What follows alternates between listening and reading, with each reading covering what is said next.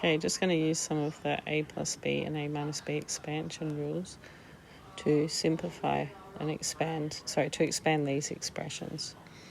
So the sine one is sine a plus b, and that goes to sine a cos b, and sine keeps the same sign. So if it's plus there, it's going to be plus in the middle, and then it's sine b cos a. So sine has the same sign, the way to remember it, and it goes sine cos, so it goes SC, like school, and that's going to be positive, so that's why it's going to keep the same sign.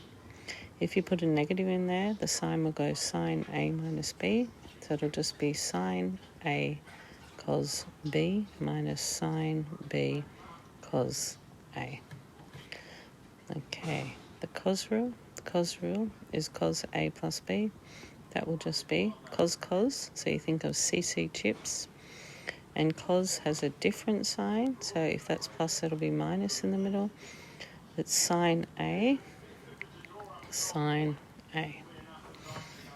Okay, and cos A minus B will be cos A cos B. Cos has a different sign, so if that's minus, it'll be plus in the middle. Sine A sine B. So the cos when you think of CC chips, the sine when you think of SC for school, and sine keeps the same sign. Okay, so just expanding this will be sine cos, because it's sine, so it's sine 2x cos 3x.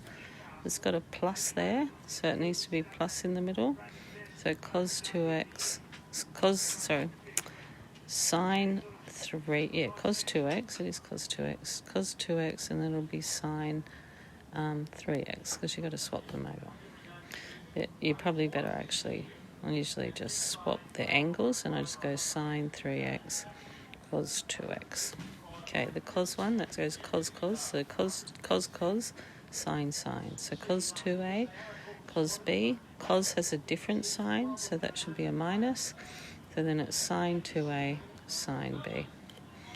Okay, the tan one. Now the tan keeps the same sign on the top, so it's tan 3y minus tan b. That's because tan is sine on cos, and sine keeps the same sign, and the sign will be on the top. 1 plus tan 3y tan b. Okay, so the sign, that'll be sine 2x. So sine 2x cos 60, and then sine has the same sign, so it's sine 60 cos 2x. So that just ends up to be sine 2x. Cos 60 is a half, plus sine 60 is root 3 on 2 cos 2x. So it ends up being just sine 2x plus root 3 cos 2x, and that'll all be over 2, because you can see here that on the bottom there's actually a common denominator of 2. So you just, you times the tops, 1 times 2 at that, and root 3 times cos x to get these values, and just the sign in the middle just stays the same. Okay, and finally this one will be cos, so it's cos 4x cos pi on 6. Cos keeps a different sign, so sine 4x sine pi on 6, and cos you just think of CCSS, CC chips. And then SS, let's go salt and vinegar. No, that won't work. Okay, cos 4x cos pi on 6. So it's cos 4x, so it'll be cos 30 plus sine 4x, and this will be sine 30. So cos 30 is root 3 on 2, so it's cos 4x times root 3 on 2.